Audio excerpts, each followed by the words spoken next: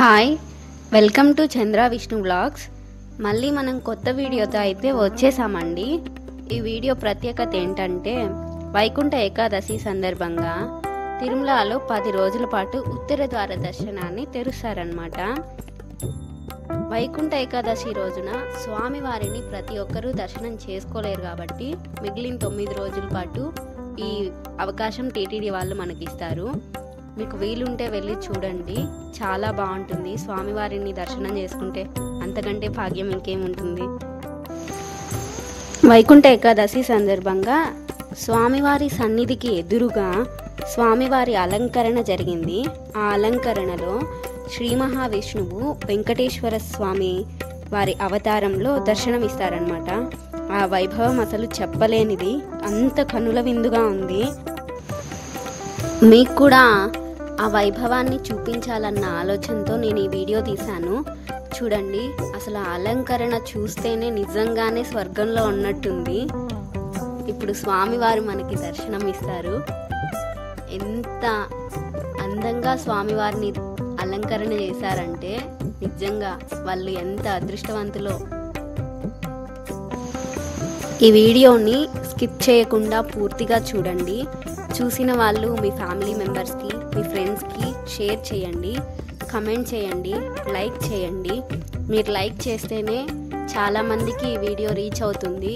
చూడలేని వాళ్ళు ఈ వీడియో రూపంలో అయినా కూడా చూస్తారు స్వామివారిని.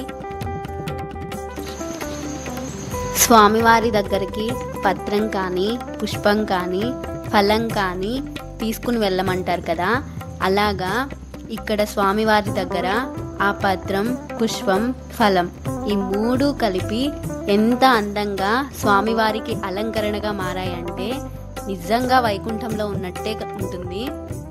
మీరు కూడా వీడియో చూస్తే అలానే ఫీల్ అవుతారనమాట. అంత అందంగా అలంకరించారు స్వామివారి దగ్గర. స్వామివారి పాదాల చెంతకు అన్నీ కలగలిపి పోసినట్టు ఉంది. ఇప్పుడు ఆ స్వామివారు మనకి దర్శనం ఇస్తారు. గోవిందుడు, అఖిలాండ కోటి బ్రహ్మాండ నాయకుడు. ఎంత అందంగా ఆయనని అలంకరించారంటే ఆ అలంకరణ చూస్తేనే సగం మనసు ప్రశాంతంగా ఉంటుంది. అలాంటిది ఇంకా దగ్గరగా వెళ్ళి చూస్తే ఇంకెంత ఆనందంగా ఉంటుందంటే అసలు కనుల విందుకి మాటలే లేవు.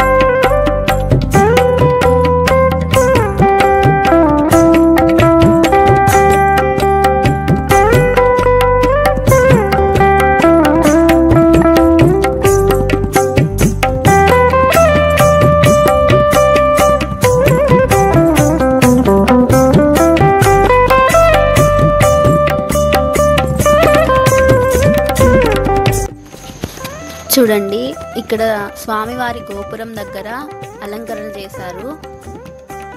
శంకు చక్ర గోవిందుడితో అలంకరణ జరిగింది. ఇక్కడ మొత్తం ఇక్కడ నెమలితో మొత్తం అలంకరణ చేశారు. ఈ వీడియో మీకు నచ్చినట్లయితే లైక్ చేయండి, షేర్ చేయండి, కమెంట్ చేయండి. తప్పకుండా ఒక లైక్ ఇవ్వండి.